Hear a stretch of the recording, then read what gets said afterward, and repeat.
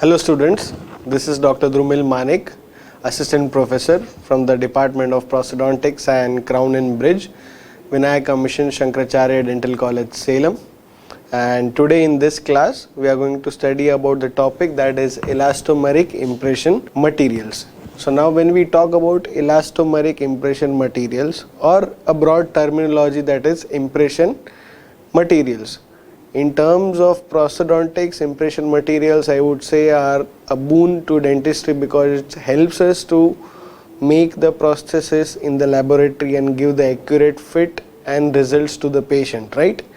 So if we want the accurate impression, we need a best material which records all the structures efficiently, and for that elastomeric impression materials are considered to be one of the best option nowadays, right?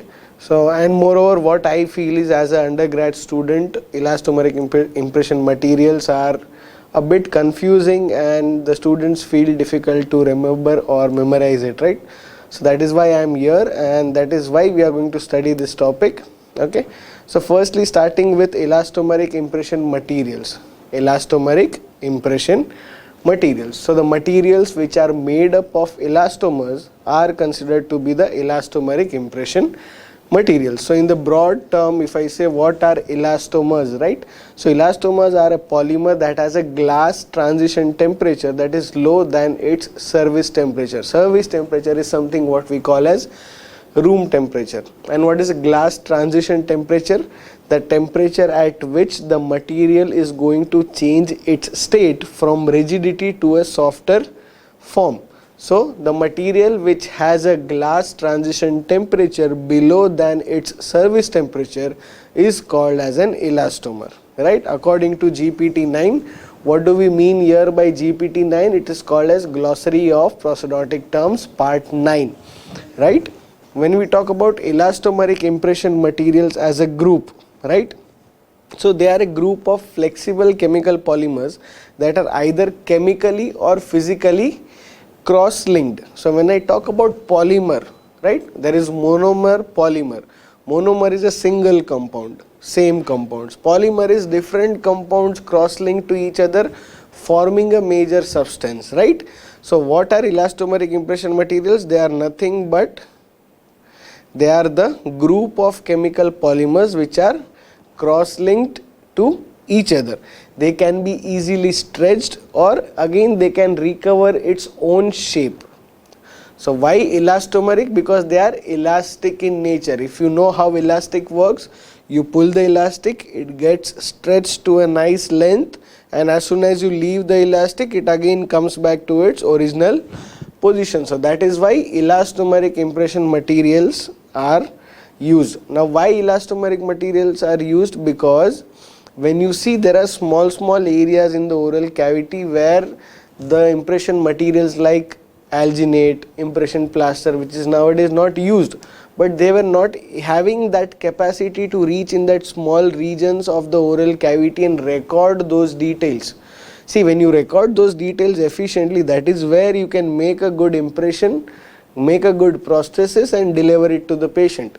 So if you want a good impression, you need a material which reaches into all those small spaces and comes out freely without tearing the impression. Sometimes when you take out the impression from the mouth, some areas might get torn if you are not using the elastomeric impression material. So in that case, elastomeric impression materials are a boon, as I said, because they can have good elastic property, rebound to their own shape, right? So this is a basic introduction that what are elastomeric impression materials. Now when we talk about a brief history of what are elastomeric impression materials or how did they evolve. So starting with that, after the World War II in 1950, there were a group of synthetic rubbery materials, okay, such as polysulfides and condensation silicons, which we are going to study in the further part of this lecture, which were used to make impressions. So they were first introduced in 1950 after the World War II. As soon as we moved ahead after a decade, that is in 1960, polyether impression materials were also developed. Then moving on ahead in 1970, you had addition silicon, which was used as a dental impression material. In 1988, you have light cure elastomeric impression materials, and lastly, till the 2000, there were new devices and the systems which were included in this category of impression materials, right? So this is just a brief history. Ultimately, they have been evolving from 1950 to 2000, 2010. Now we have a good wide range variety of elastomeric impression materials which would give you a perfect or a fantastic impression, right? So now, done about the history. Now when we talk about the types of elastomeric impression material, what are the different types of material at present available or from the history, right? So based on the chemical reaction, that is their chemical reaction, each material has its own different chemical reaction. So when I am saying their chemical reaction, so there are different types of material based on their chemical reactive properties, that is polysulfide, condensation silicon, addition silicon and polyether. These are the four broad categories based on the chemical reaction. Next, based on the viscosity, when I talk about viscosity, viscosity is called as resistance to flow, right? Any liquid or any material which is flowing and there is some amount of resistance to the flow, that is called as viscosity, right? So the material, that is the elastomeric impression materials, are available in different consistency. When I talk about water, oil, butter, ghee, these are four different components but different consistency, right? Water has some different flowing capacity, oil has a different flowing capacity, butter will be different and ghee will be different, right? So similarly, the materials also have different consistency. So if I want to divide them based on different consistency, either they are light body, medium body, heavy body or very heavy body, right? So you need all different consistency in different areas of the oral cavity according to ADA. Now what ADA stands for? ADA stands for American Dental Association. So according to the ADA classification, it is classified as type 1, type 2 and type 3. That is based on the deformation, the compression and the dimensional change. You can keep in mind type 1, type 2 and type 3. Okay. Now how are they supplied? We studied about what are the types. Now how are they supplied? They are supplied as a hand mixing jars. You get two different jars or tubs, small, and you take some amount of material. There will be always two paste. It will be a base paste and a reactor paste, which I'll explain you ahead. Okay, either it can be a clay form or it can be a paste. Okay, either you have a static auto mixing systems. Static auto mixing system. That means you will have a gun. You will have a refill ahead of that gun and a tip from which the material is going to ooze out, right? So when I talk about the gun, it has that cartridge or the refill attached in the front and a small tip. So when you press the handle of the gun, the material will automatically mix and flow out. It is going to mix in a static ratio. The ratio is based on the tip what you are using. Every company has a different tip, right? So static auto mixing systems. Third is dynamic mechanical systems. So when I talk about dynamic mechanical systems, now this is totally automated. You need not even press the handle of the gun which you are pressing in the static auto mixing system. So when we talk about the dynamic mechanical system, the material is going to mix. Once you press the button, the material gets flown out of the machine and you can directly collect that material in your impression tray. So that is called as dynamic mechanical system of mixing. So three systems of mixing: either you have hand mixing, static auto mixing systems and dynamic mechanical systems. Now you know about the types, you know about how they are supplied, how they evolved, what they are. Now using these materials you can take impressions, that also we know.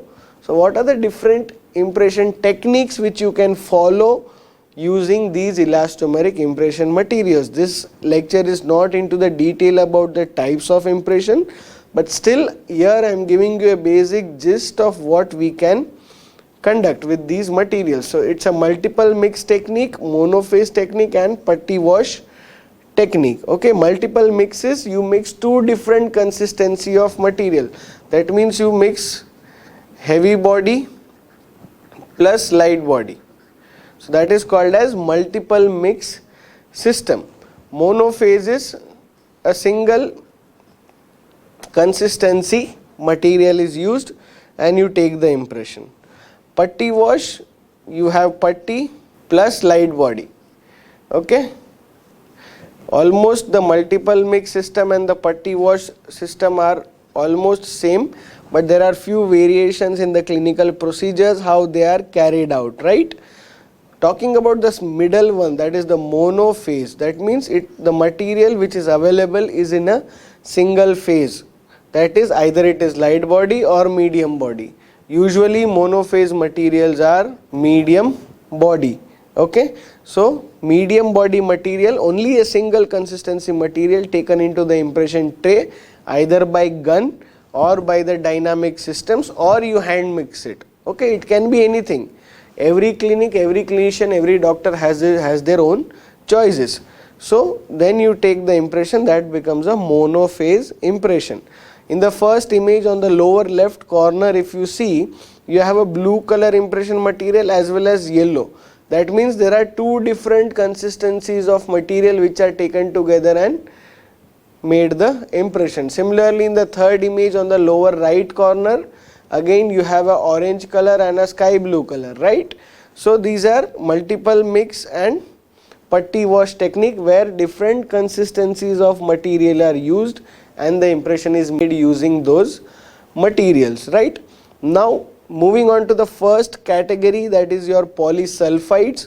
So when I am saying polysulfides, poly means many, sulfides, there are many sulfide compounds together to make this impression material. First started, or they were first made in 1950s, then evolved in 1960s, right? This I have already explained you. There are some alternative names to these impression materials, specifically about polysulfides. You can call it as a thiacol corporation material. Okay, thiacol is like a rubber.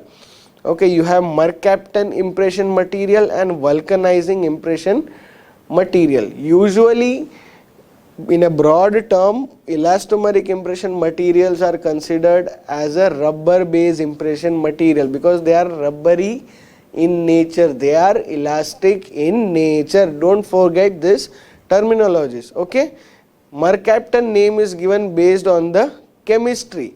Mercaptan stands for the sulfide groups, that is the SH groups which are present in these materials. Vulcanizing impression materials are based on the technology how they are made, the vulcanizing technology which was used in the fabrication of rubbers. The same technology they are made because they are called as vulcanizing impression materials. And moreover, thiacol corporation material was named based on the manufacturer, the person who manufactured this named it as a thiacol impression material. Now I have already explained you that what are the different modes of supply.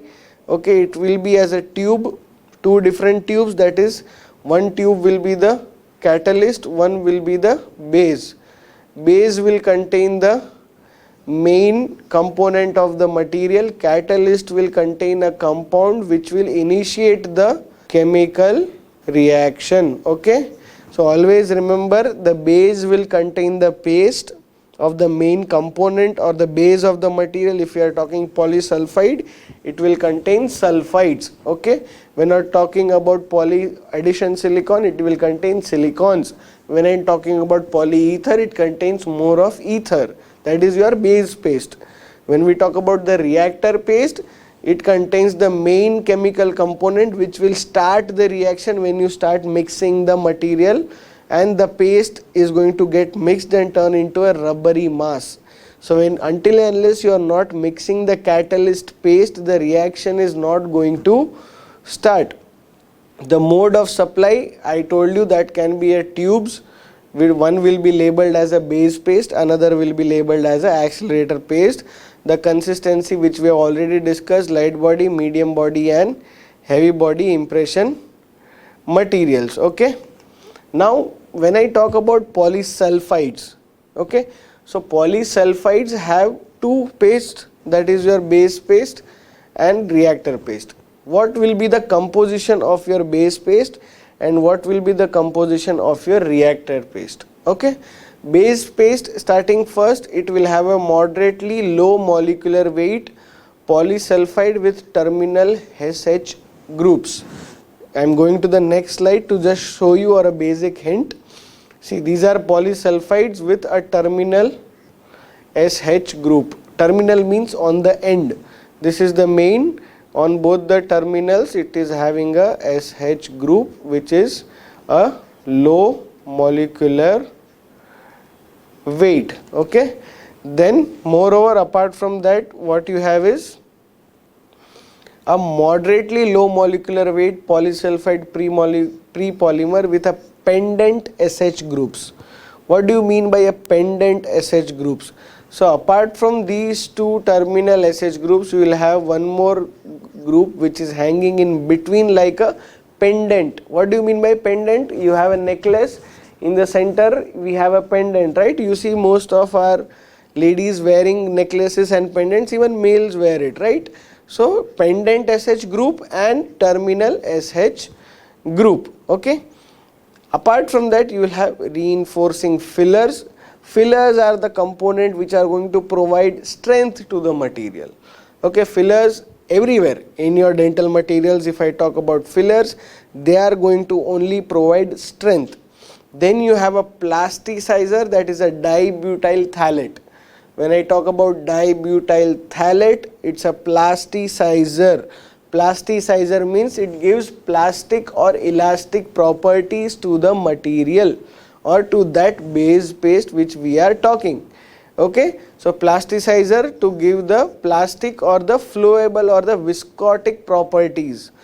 Reinforcing fillers for the strength, pendant group and the terminal SH group.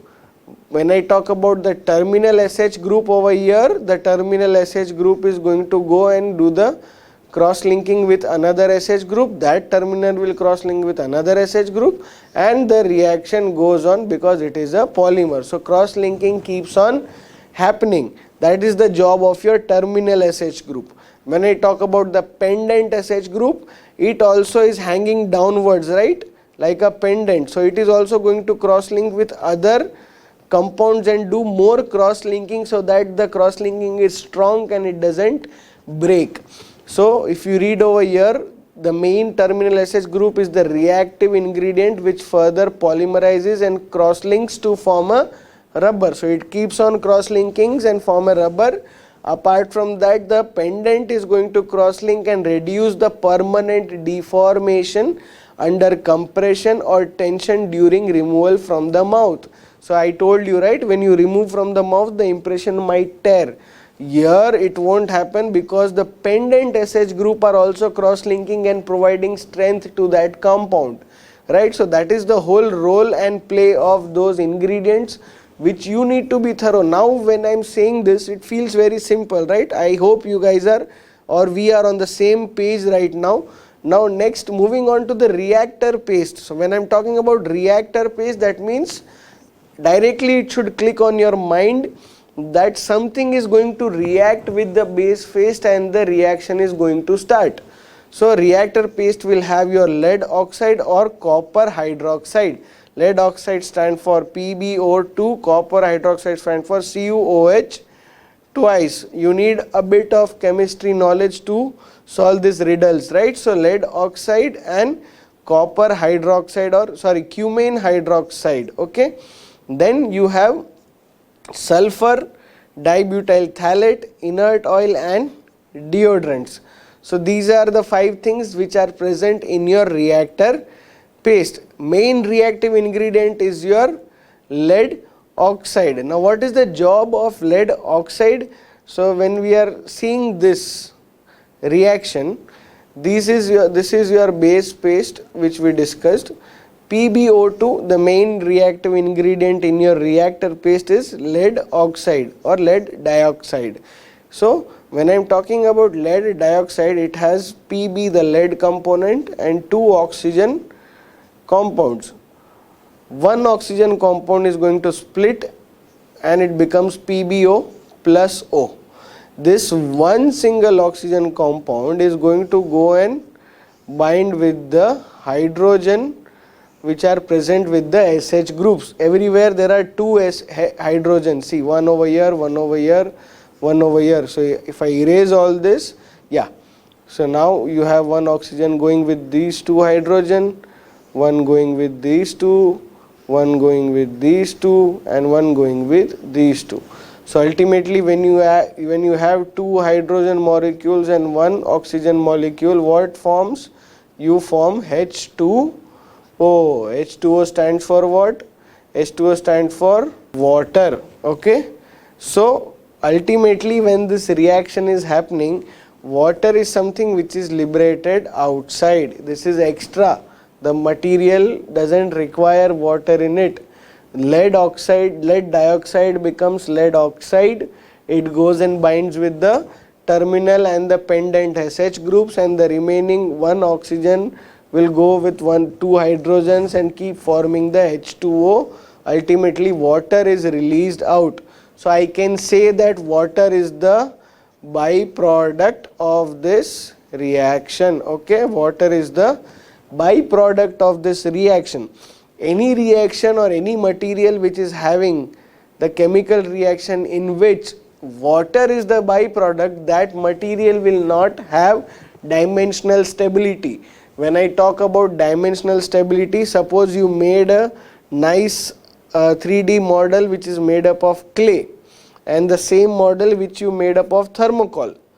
Which one will have more dimensional stability? That means the dimension or the size or the model should not show any changes. Obviously the clay model will be strong and tough and it will not show any changes, right? But when I talk about the thermocol, it might break, it might tear, okay, anything can happen because it is not as much as dimensionally stable as your clay or the pot which is made up of clay. Similarly, the impression material which is used to record the intraoral teeth and the other structures, that material should have good dimensional stability. Okay, so if the dimensional stability is good, the impression will have the same size what is recorded of the tooth structure. If the size of the impression changes, the model which you get also will be changed. So the size of the model and the patient's mouth will not be the same. If you want the model as well as the patient's mouth teeth to be of same size, your impression material should be intact, and for that there should not be any byproduct after the reaction is completed, because if there is a byproduct, as the water gets out of the impression material after the reaction, this model is going to shrink, the impression is going to shrink. Suppose you dip lot of cotton in water and keep it in sunlight. What happens after an hour? The cotton is going to shrink because the whole water is going to flow out. Similarly, if you are taking impression with a polysulfide, when you take the impression will be pakka, but after that what happens is the water is going to go out and the impression is going to shrink. So in that case you will not have a accurate impression of the patient's mouth, and that is very important. So we can say that temperature is directly proportional to the setting reaction, because when you mix polysulfides it is an exothermic reaction. Okay, so temperature is directly proportional to setting reaction, drop of water is directly proportional to your setting reaction. I hope this is very crisp and clear to you all. Okay, as soon as the water evaporates, the material is going to shrink, which I have already explained. Although polysulfide impression materials are water repellent, that means they repel water, still if you are exposing that to water or if you are dipping it in a water bowl, you are disinfecting or spraying the disinfectant solution which is also watery. In all those cases the impression might distort or lose its dimensional stability, which we don't want it to happen. So that is why polysulfides were not so up to the mark compared to the expectations what we had. Alright, so advantage is still every coin has two faces. So you have a longer working time, you have a good flexibility, high tear strength. That means at what expense it is going to tear. Everything tears at a different rate, right? You tear a paper, it has different strength. You tear a rubber sheet, it will be different. You tear something else, it will be different, right? So tear strength was highest. It is cost effective, long shelf life. It can be electroplated with silver and compatible with the die stones, that is the materials which you are using to pour. When I talk about the disadvantage, it has a bad odor, a pungent smell because of the lead dioxide which is present as a main reactive ingredient, a longer setting time, dimensional change due to evaporation of water, it can stain the clothes, and second or third die pouring is less accurate. That means when you are pouring multiple cast in the same impression, the second or the third one which you pour will be less accurate than the first one which you had already poured. So that becomes a very important aspect of the polysulfide impression material. So we'll just go through, okay, everything: history, types, mode of supply, impression techniques, the introduction of polysulfide, the main components, setting reaction, advantage and disadvantage. Yes, you can take applications also, so it can be used in recording the impression for crowns, bridges, inlays, onlays and partial dentures, to record impression of the edentulous arches in the preparation of complete dentures also. One more way, it was also used in a copper band technique which is given in your fixed partial dentures. If you read that unit, you will find the application of polysulfide over there also. Right, next category is your condensation silicons. So there were three, right? You had polysulfide, you had polysilicons and polyether. In silicons you have two, that is your condensation silicon and addition silicon. Now when I am saying condensation silicon, that means again it is condensing and the reaction is going to go on. That means this material also might not be as dimensionally stable as what we are expecting. Let's see how it is, right?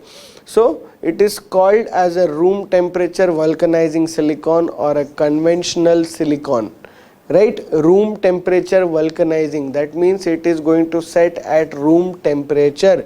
It is again supplied same as a base paste and a reactor paste, or it can be as a base paste and reactor liquid. You get a tub and a paste, you get a tub or a gel, or you get a total paste. Again the viscosity is what it is available is light body, regular body, heavy body and putty. So L stands for light body, R stands for regular body, H stands for heavy body and P stands for putty, and every consistency has a different color. So you need not get confused ki which is light body, regular, heavy or putty, correct? Next, again same, we have ingredients as a base paste and a reactor paste. When I am saying base paste, what it contains moderately low molecular weight silicon pre-polymer with hydroxyl terminated group. It is a silicon pre-polymer, that means it is still not a polymer, it is in a pre-polymer stage with a hydroxyl terminated group. That means on the terminal end there is OH group. OH stands for hydroxyl. Let's see in the chemical structure. Okay, so silicon pre-polymer CH3 silicon with a OH group over here, that is your hydroxyl terminated group. Apart from that, you have reinforcing fillers. Again, see, fillers are going to give body control, strength, consistency, all those extra things. The main thing which you should know is a silicon pre-polymer with hydroxyl terminated group. Secondly, in the reactor paste you have a tri or tetra functional ethyl silicate. Okay, so now this becomes the main reactive ingredient which is going to react with the base paste. What it is? Tri or tetra functional ethyl silicate. Tri means 3, tetra means 4. So silicon in the center and tetra ethyl compounds on the 4 side. Okay, tetraethyl matlab H5C2O. So these tetraethyl compound on the four sides and silicon in the center, that is your reactor paste. OH terminal groups or hydroxyl terminal groups is your base paste. Okay, so it is a moderately low molecular weight silicon with a hydroxyl terminated group which is going to react with your tetraethyl silicate, and that is going to form a condensation silicon rubber. Now how it is founding, you see. So now when we see, you have this hydrogen over here, this hydrogen over here. Remove this hydrogen outside, remove this hydrogen outside. Now what happens is, this silica or tetraethyl silicate is going to go and directly bind with this oxygen, this over here and this over here, and on the other side you will have H5C2O group on the other side. So this is the main condensation silicon rubber, where you have silica, methyl, oxygen, silicon and tetraethyl के two compounds. So this forms your condensation silicon. Remaining whatever is left, that will be these two. We already utilized two, right? Because two are attached with the main base paste compound. The two H5C2O are going to be related with the hydrogen. So that forms ethyl alcohol. C2H5 and OH is called as ethyl alcohol. Okay. So when I am saying ethyl alcohol is liberated, again there is a byproduct, and this byproduct is ethyl alcohol. In the polysulfides, the byproduct was water. So when there is byproduct, the dimensional stability is not going to be accurate, because there is something which is continuously leaching out of the material when the reaction is completing, and when there is something which is leaching out, the material or the impression doesn't stand accurate. But there are advantages. It is non-toxic, non-irritant, non-poisonous. It has acceptable taste and odor, not like the polysulfides which had a bad odor. Yes, the dimensional stability is good than the polysulfides, but not stable yet. There are polymerization shrinkage which can happen. There is byproduct which I told you, again that might shrink the material. Complete elastic recovery is not yet seen. There is large thermal contraction. These materials are non-aqueous and hydrophobic. When I say hydrophobic, that means they are not in good terms with water. They are having phobia towards water, that is hydro. So hydrophobic means they are not having good relation with the water consistency or watery things which are around that material. So imagine, in the mouth, obviously it is not going to play a great role. It is again non-aqueous, more thermal contraction, right? So these are the basic properties of your condensation silicon. See, the name is saying condensation silicon. Condensing by every step. Whenever the reaction is happening, there is ethyl alcohol liberated. Again, the advantages remain more better than the polysulfide, but still not satisfying, right? You have a good working time, clean, no odor, no staining, good elastic recovery. There are different options like regular body, heavy, all that things can be electroplated with silver. Here you have a less flexibility than polysulfide, right? So in terms of recording the impression, polysulfides were better. In terms of the biological affinity with the tissues, the condensation silicon are better, but still they have a byproduct which is released. Then you have a poor dimensional stability, as I told, less accuracy if the cast is poured immediately. Why? Because that time the reaction is getting over and there is ethyl alcohol liberated in the gaseous form. So imagine the impression over here in this impression, and there is ethyl alcohol, that is C2H5OH, which is liberated from this impression in the gaseous form, and you are pouring dental stone or dye stone or any gypsum product to make your model. So when that gaseous form goes through that model, you will have air bubbles in your cast. When you have air bubbles in your cast, that cast is of no use, or it might hamper your design of your crown and bridge or the prosthesis. That is why it is less accurate. It requires a very dry field. Why? Because they are hydrophobic. It has a better shelf life of 1 to 2 years. Little expensive, and liquid component can be hazardous to health. There are Stomaflex, Omadent, Turbosil, Duracell. So these are the different companies which have condensation silicone. See, not only knowing the materials, but you should also know the trade names or the market names of those materials, right? Next, moving on to addition silicone. Condensation silicone, addition silicone. When I am talking about addition silicone, the alternative names are polyvinyl siloxane or vinyl polysiloxane. So siloxane is the main component over here. This is an indication. Okay, you should click in your mind that as soon as you read, you should know, okay, siloxane. Siloxane is something which is going to be the limelight of this material. The dispensing method is, it is supplied as a 2-paste system, and it is available in 4 viscosities. Again, regular body, medium body, heavy body, and putty. It is also available in a single consistency, that is monophase. So this, from here only the monophase impression material has been devised. We discuss in the types of impression techniques, right? You use a monophase technique. Monophase means it is a single phase material, no light body, heavy body. Light body is going to flow like a liquid or a gel. Heavy body is going to be like a clay. So there is no light body or heavy body. It is a single monophase, and it is called as a medium body. M for monophase, M for medium body, and it can be used both as a tray or a syringe material. It has a pseudoplastic property. Okay. Again, moving on to ingredients. I know there are a lot of ingredients over here, but once you have the concepts cleared, it's very easy. Again, over here you have polymethyl hydrogen siloxane.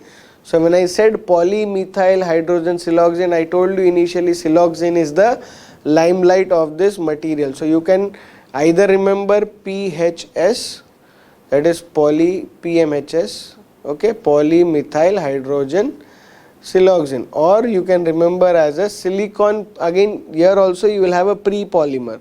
So silicon pre-polymer with silane terminal groups. That means silane is going to be present in the terminal region. See, silicon pre-polymer with a silane terminal group, it is called as a siloxane. Reactor paste, you have a low molecular weight silicon pre-polymer with vinyl terminal group. So in both the base and the reactor paste, you have a silicon pre-polymer. Here you have a silane, here you have a vinyl. So that is why it is called as vinyl polysiloxane. Vinyl polysiloxane. Okay. That is a vinyl terminal group. Again, it has fillers, chloropantenic acid as a catalyst, which is going to start the reaction. You have polydimethyl hydrogen siloxane, some amount of platinum and palladium, so that any gases which are released will be absorbed by those materials. So there is no byproduct. See, now the inventions and the innovations which happened were such that they were based on the disadvantages of the previous material. So always inventions and innovations are going to happen to counteract the disadvantages of what is already previously discovered, okay, or invented, right? So platinum and palladium were specifically added in this so that there is no hydrogen gas which is liberated and there is no byproduct, because they will take up all that hydrogen gas and acts as a scavenger. That means cleans out everything. So there is no fault, and you have a color pigment, because for different consistency you should have different color markings. Okay, so you have a silane and vinyl terminal group. This is your vinyl terminal group, this is your silane terminal group. These both are going to react together in the presence of chloroplantianic acid and convert into a silicon rubber. Now here you see there is no byproduct. if moisture, the residual silane groups are present, if there is more amount of moisture. Okay, in that case hydrogen gas will be released.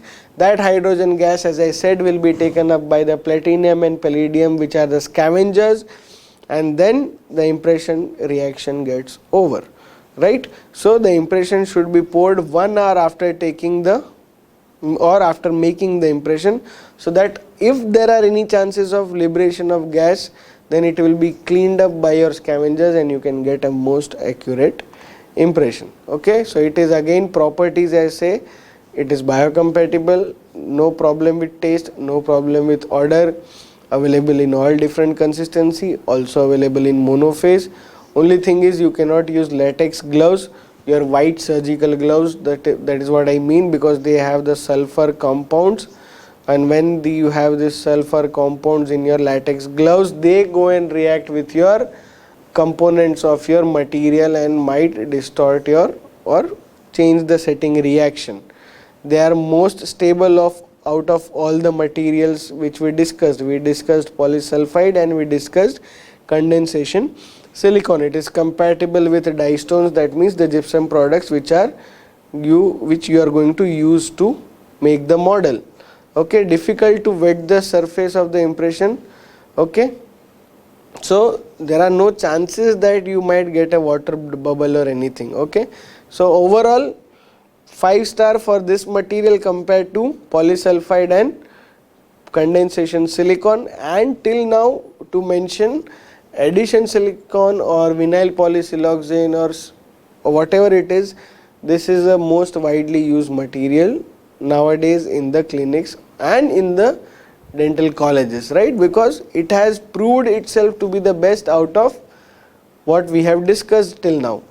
It is going to have disadvantages like expensive, the working time is less, sometimes might release the hydrogen gas, and it is hydrophobic. So difficulties are there, but still the number of advantages are more than the number of disadvantages. It is highly accurate, it is pleasant to handle, it is pleasant to taste, that means patient will not have any problem.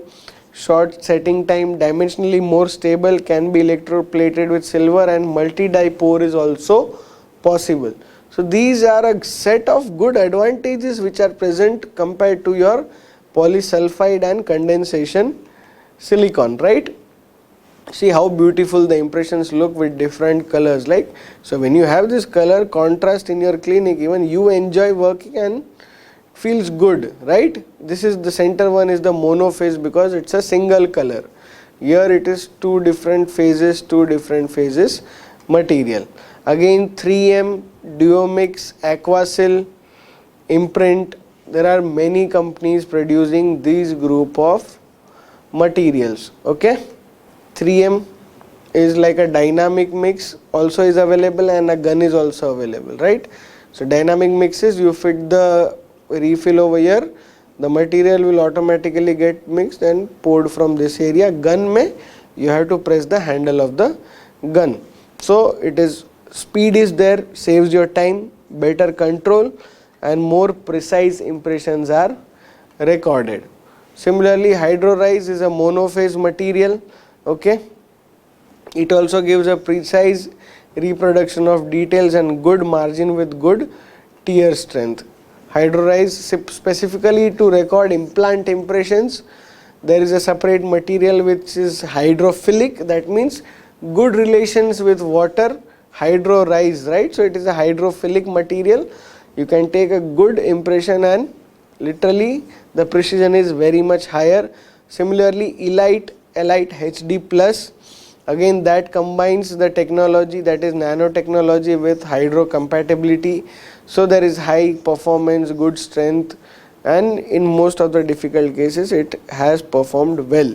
So these are some of the materials. Now moving on to the third and the last category, that is your polyether. Germany was the one where it was discovered 1960. Some commercial names like Impregum, Remitec, Polygel, Premadyne. The basic structure is that you have a ethylene oxide, it's a copolymer of ethylene oxide and tetrahydro furan, or you can also call it as a aziridine ring or imine ring, which is going to combine with the sulfonic ester. I'll explain you over here. See, base paste, reactor paste, body, modifier. Okay, base paste is going to have a low imine terminated polyether of low molecular weight. See, this is a imine terminated polyether of low molecular weight, this whole. Okay, with that you have a esteric derivative of sulfonic acid. So this is the esteric derivative of sulfonic acid.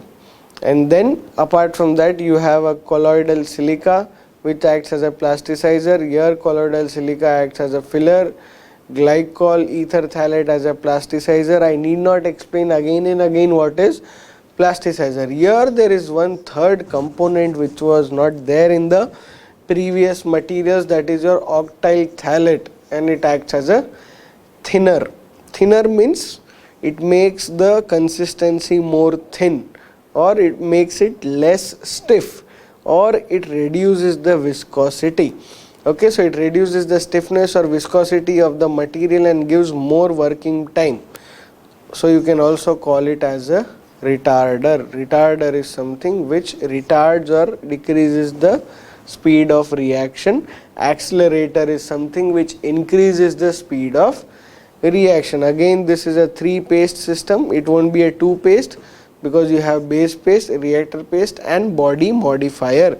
Again available in different consistency, light, regular and heavy body. Okay, so this is your silicon polyether with a imine or aziridine ring. This is your sulfonic ester compound.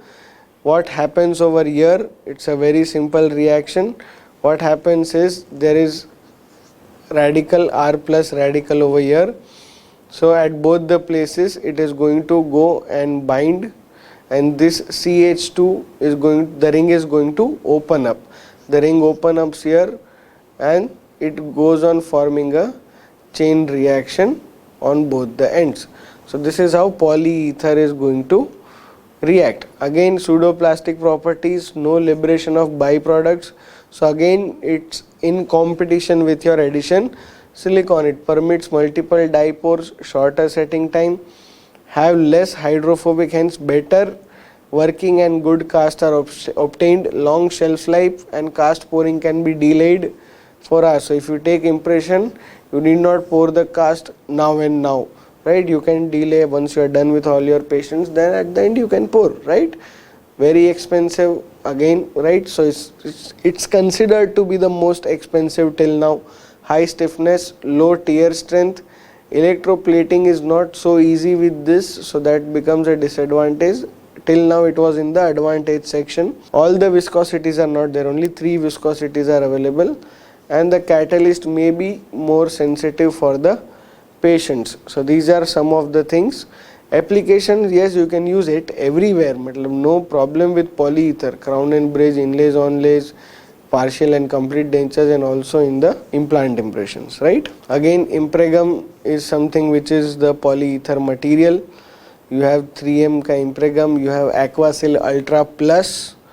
Okay, now these are something which I want you all to take a screenshot of this, because these gives you a basic idea of the properties. If you see working time, highest for polysulfide, then it keeps on decreasing for condensation, addition and polyether.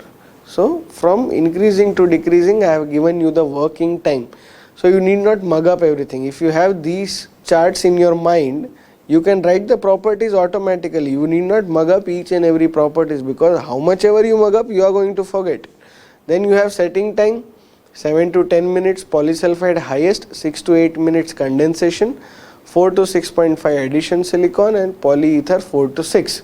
Again increasing to decreasing. So again, see, polyether has the least working time, it has the least setting time also. So you have a same order for both working time and setting time. Moving on to tear strength, condensation silicon having the highest, addition little less, polyether little less, and polysulfide. Okay, now this is in the increasing order. Okay, so condensation is having the least, addition silicon then polyether and polysulfide. So what you are going to use is these two. This is discarded, polysulfide. This is not accepted. What we use are addition silicon and polyether. Permanent deformation, that is the how much it will deform and it won't come back to the elastic stage. Permanent deformation is 0.07% in addition silicon. That means least deforming material is addition silicon, then you have condensation, then you have polyether, then you have polysulfide. Because condensation and polysulfide have a byproduct which is released, they are not into the league of this category. Flow, if you see in increasing order, addition has polyether, condensation and polysulfide. Stiffness, increasing order, polyether, addition silicon, condensation silicon, polysulfide. Dimensional stability, addition silicon, polyether, polysulfide, condensation silicon. Which is the highest? Here addition is the highest. Flexibility, polysulfide, condensation silicon, addition silicon and polyether. Elastic recovery, polysulfide has the highest recovery, polyether, condensation silicon, addition silicon. Contact angle between the water and the set material, that means if this is the set material and there is a drop of water, so this is the contact. So what is the contact angle? Polysulfide 82, condensation 98, addition 98 to 53, polyether 49. Okay, so this is all about your impression materials or the elastomeric impression materials. So I hope you guys have understood the whole topic. If you have any doubts, you can post it into the comment section, or you can directly contact me in the Department of Prosthodontics and Crown and Bridge at Vinayaka Mission Shankaracharya Dental College, right? Apart from that, if there is anything, you can always come and approach me. Thank you so much for giving your valuable time and watching my video. Hope we see you soon for the next upcoming sessions like this on some interesting topic. Thank you so much once again and have a good day.